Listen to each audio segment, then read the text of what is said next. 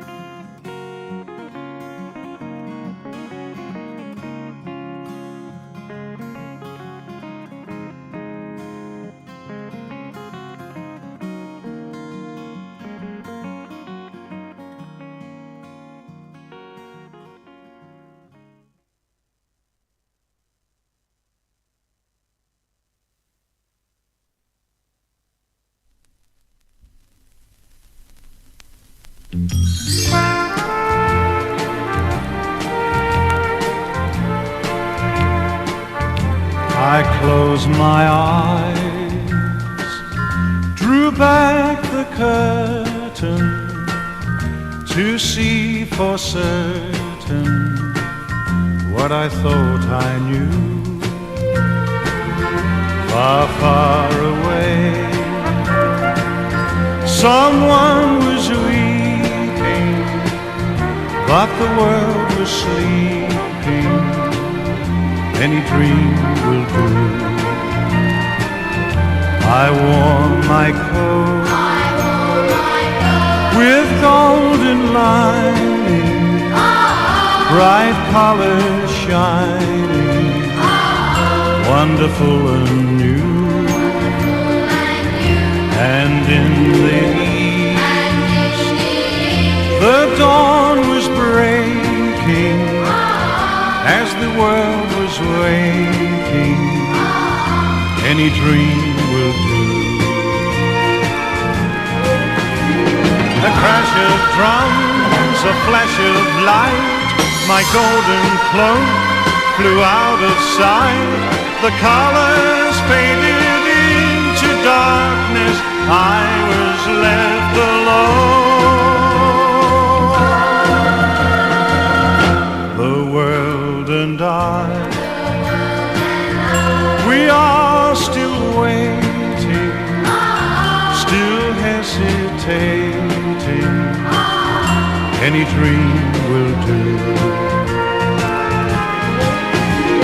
A crash of drums, a flash of light, my golden cloak flew out of sight. The colors faded into darkness, I was left alone. May I return to the beginning. The light is dimming and the dream is true. The world and I, we are still waiting, still hesitating. Any dream will do.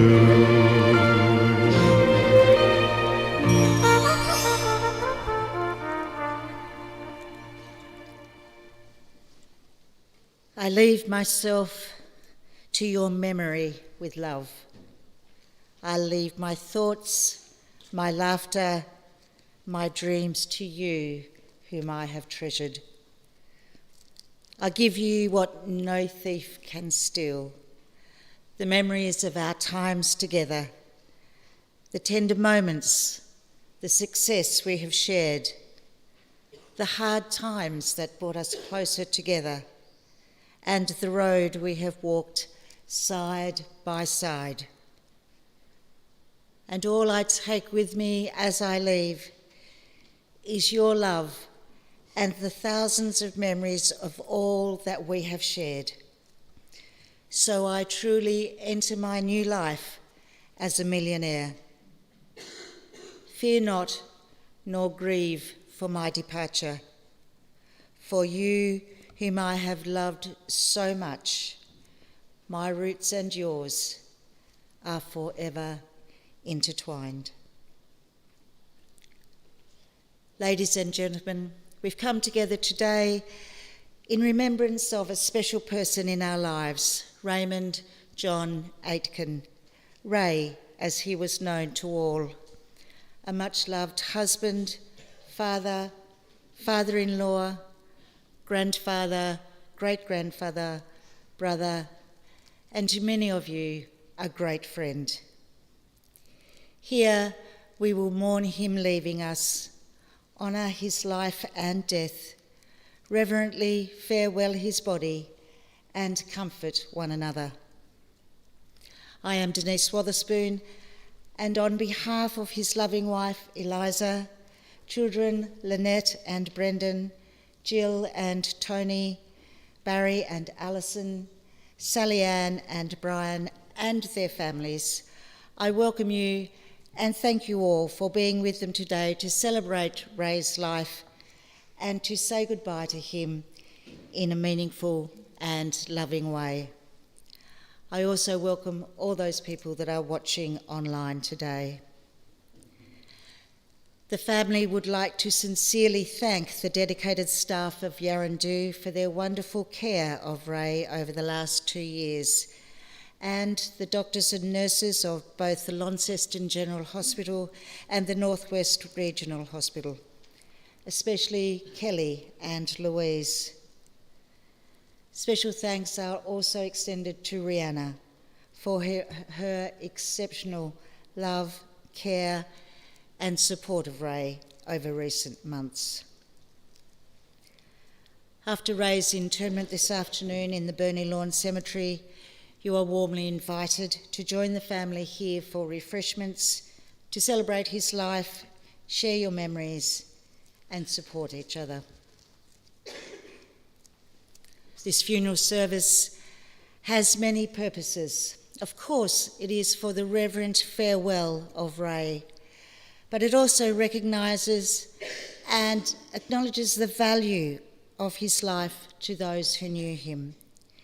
It confirms that life has ended, and it helps those remaining to face the reality of his passing. In your sadness, it is good to remember that grief is a passage, not a place to stay. Grief is not a sign of weakness, nor a lack of faith. It is the price of love. Grief is not a disorder or a disease. It is an emotional, physical, and spiritual necessity, the price you pay for love. The only cure for grief is to grieve. Grief is the last act of love we have to give those we loved. Where there is deep grief, there was great love. To honour their memory with a promise to live a little better for having known them gives purpose to their life and some reason for their death. Ray was a devoted family man, a wonderful provider, being a hard-working man all his life, who loved his manicured gardens, his lawn bowls, and the odd glass of whiskey. Always dapper in his appearance, Ray kept his home, car, and garden in immaculate condition. His quirky personality endeared him to many, although some would describe him as a solitary man. Known as Grinner when playing football for the Natone Football Club and Razor Ray at bowls, the family have selected many photographs that depict Ray's life over the years. Let's now look at the first set of photographs, and these are accompanied by John Denver singing "Take Me Home, Country Roads."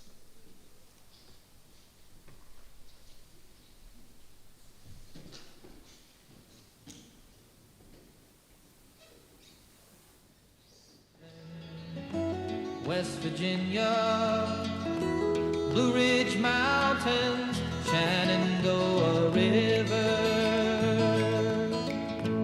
Life is old there, older than the trees, younger than the mountains, growing like a breeze. Country roads, take me home to the place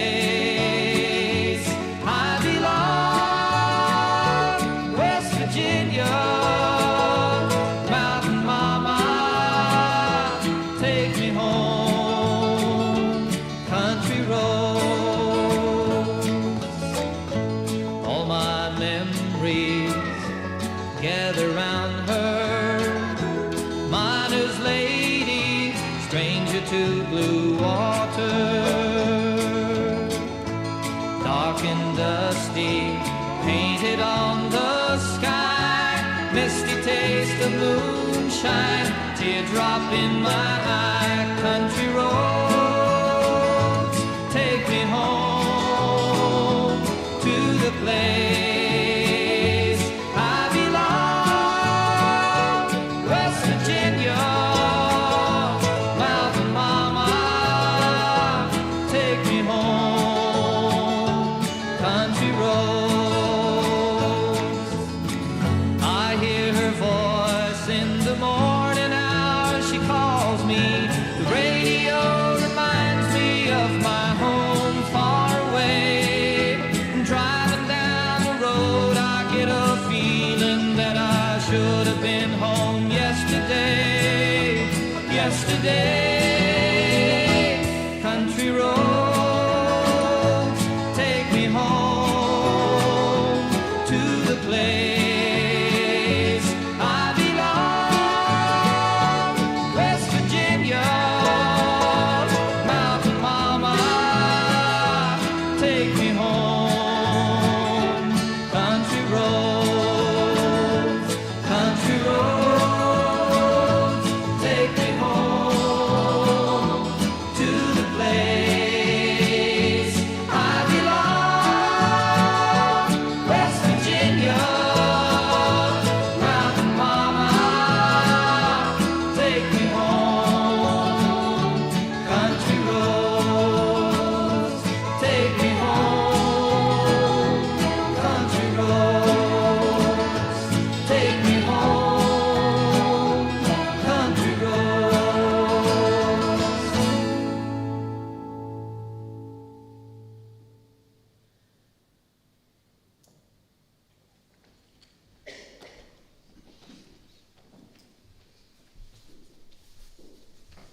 So much love shining out of those photos through the generations. Ray's eulogy will now be presented by his grandchildren Brittany and Mitchell.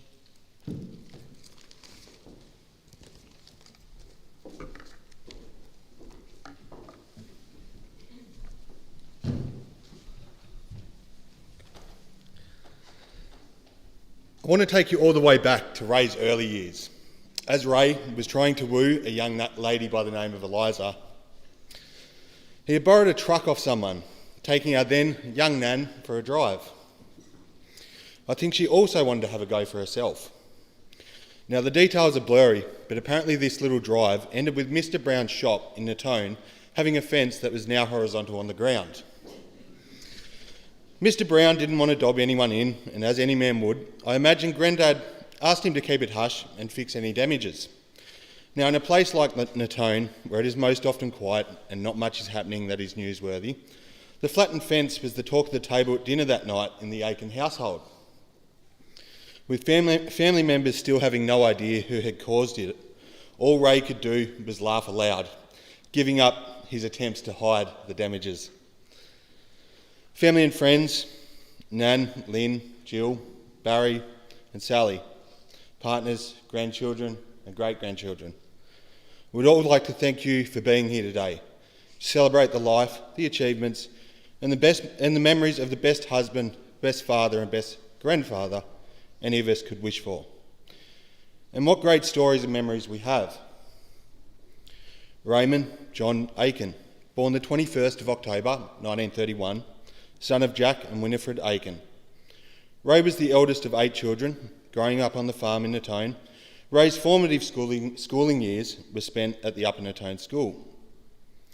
When Ray was around 12 years old, the family decided on a move away. So they packed up and headed to Victoria with the intention of purchasing some farmland there.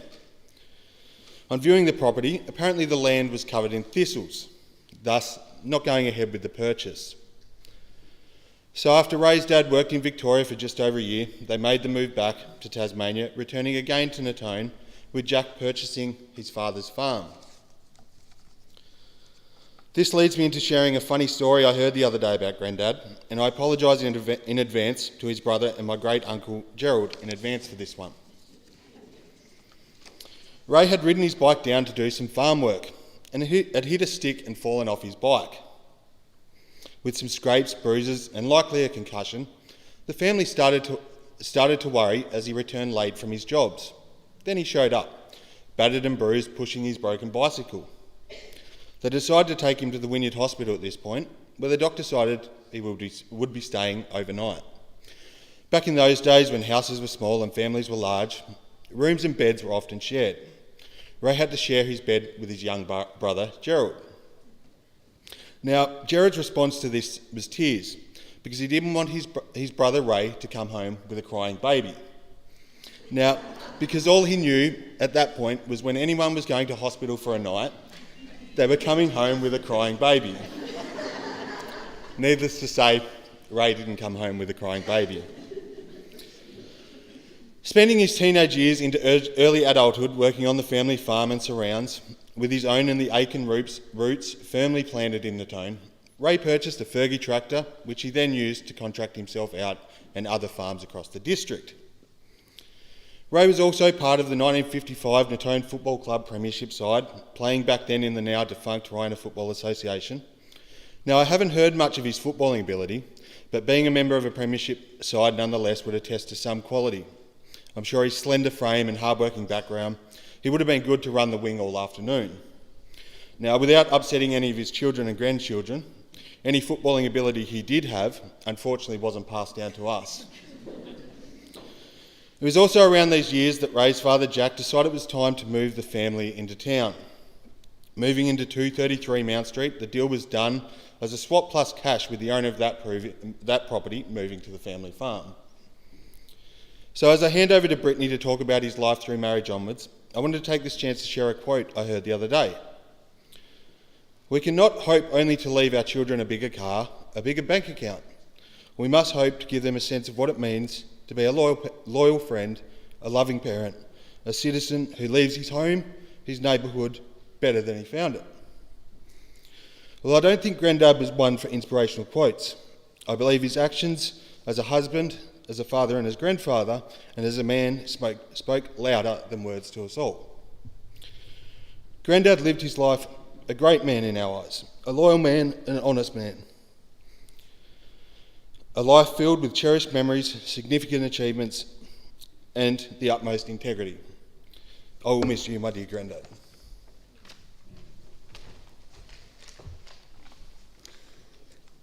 After marriage, Nan and Grandad bought their house in Abbott Street. All 4 children were born whilst they lived here. At the time, Grandad was working at Paper Makers.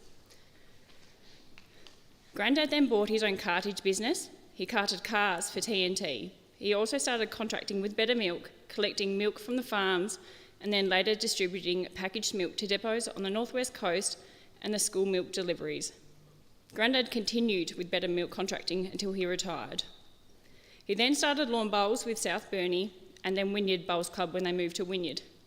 None of us really know how he ever managed to get home in one piece after a few whiskies after the game. Going back a little, Nan and Grandad moved to Havenview when Lynette was 8 years of age. They rented in McPhee Street while they had the family home at 159 Surrey Road built, which was on 5 acres. Many happy hours were spent there on various projects, including rearing calves and chickens and building cubby houses. No wonder Grandad could never find his hammer and nails. Nan and Grandad then moved to Cooey, and Grandad retired soon after. Their final move was to their unit in Church Street, where, without a doubt, he had the best garden in the street. Grandad was diagnosed with stomach cancer in 2011, and from then on, he couldn't really enjoy a meal, but he loved bickies and cheese and a whiskey and coke of an evening. Nan's health declined a few years ago, and she went into Yarrandoo. They both missed each other, and soon after, Grandad joined her. So there you have it, a very short version of Grandad's life, a loving husband, dad, Grandad, and great-granddad. A life well lived and loved by all those who knew him. We will miss him dearly.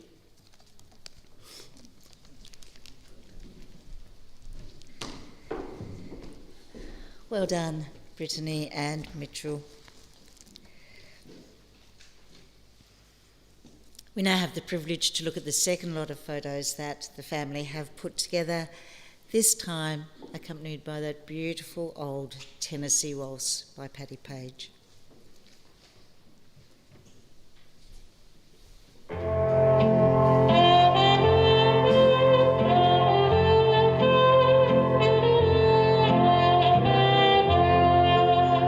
was dancing with my darling to the Tennessee waltz when an old friend I happened to see.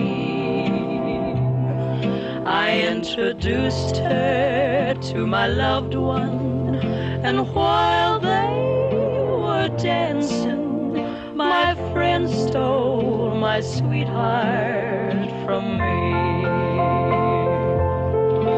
I remember the night and the Tennessee waltz. Now I know just how much I have lost. Yes, I lost my little darling the night they were playing the beautiful Tennessee waltz.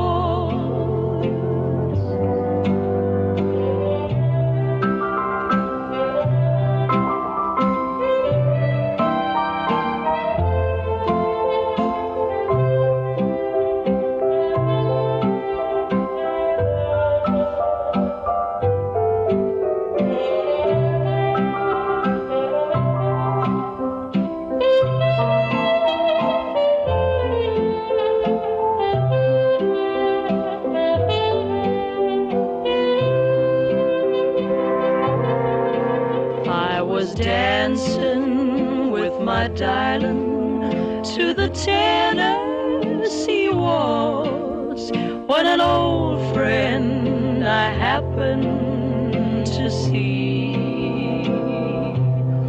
I introduced her to my loved one, and while they were dancing, my friend stole my sweetheart from me. I remember the night and the Tennessee waltz.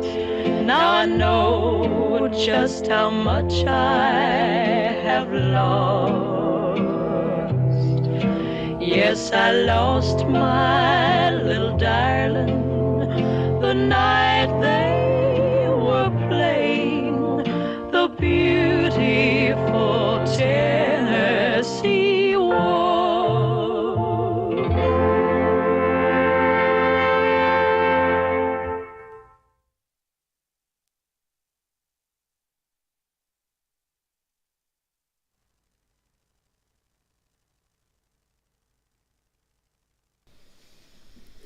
Such beautiful, beautiful memories.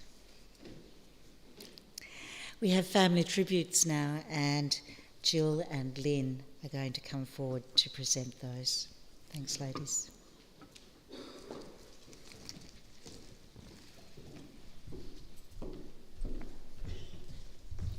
This is from Adam. There are few memories that resonate more for me than spending time with Grandad. Maybe they are simple, but for me cannot be understated. The smell of coffee mate in the morning, somewhere between Burnie and Ulverston. The slide of the milk crates against the wet floor at the depot. The taste of Nippy's orange juice at the end of a day's work. The encouragement I hear when I've stacked and pulled crates beyond my years. This was the reward. This is what has stuck with me. Whether it was simple wins or academic battles, feeling accomplished in this man's presence offered a sense of pride. Thank you for your influence, subtle and knowing mentorship. Thank you for your words of support and welcoming Amanda to our family. They say that grief is the cost we pay for love, and this is true. For this kind, supportive Grandad has been a true gentleman. Amanda, Leah and I will miss our visits, marvelling at your lawns, perfectly cut, your handshake, your smile.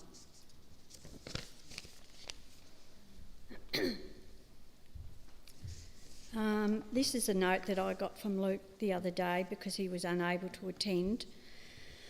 Dear Mum and Dad, so sorry for the loss of Grandad, your dad and father-in-law. He was an amazing man, we will cherish the memories and the love he had for his large family. A great innings and a life that should be celebrated, and I know he will be remembered by us all. He will be forever missed, and I have peace in knowing he's now grinning with Courtney, watching over us all. Love from Luke. And this is a quote from a philosopher called Alfred Delf. When through that one man a little more love and goodness, a little more light and truth comes into the world, then that man's life has had meaning. Thank you.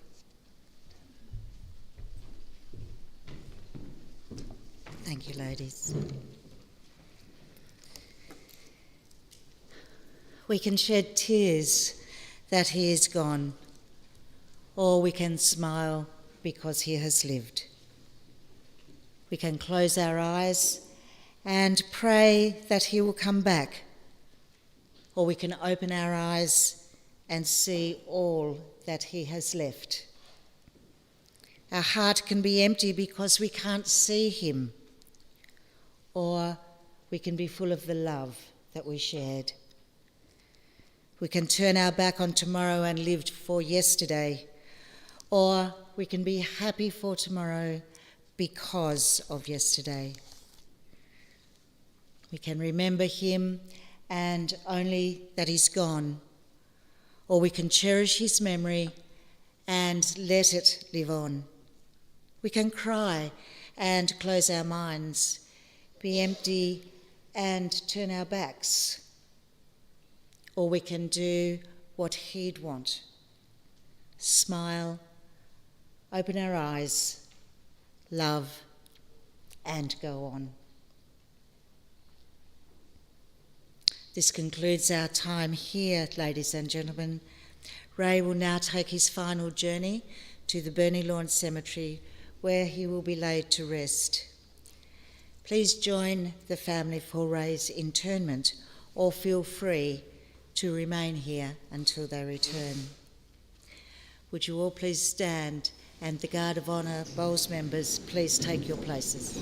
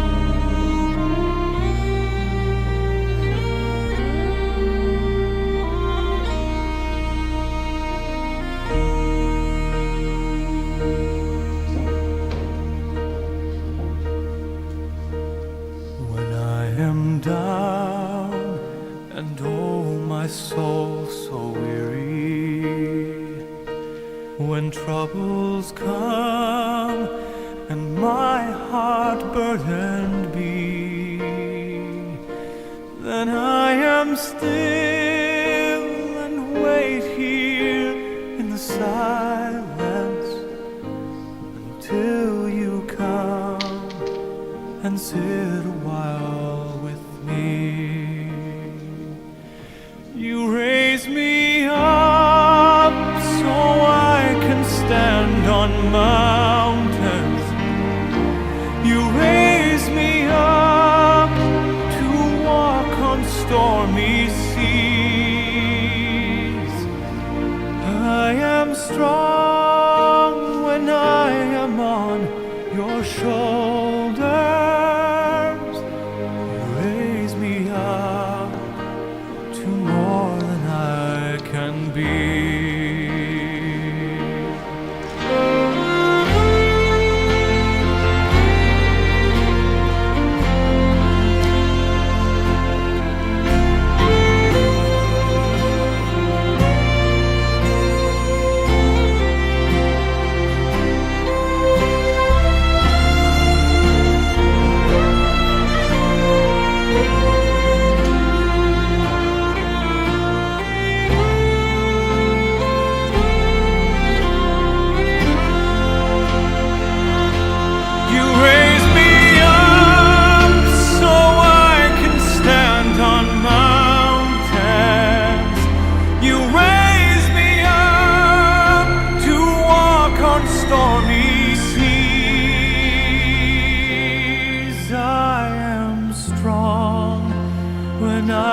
I'm on your shoulders. You raise me up.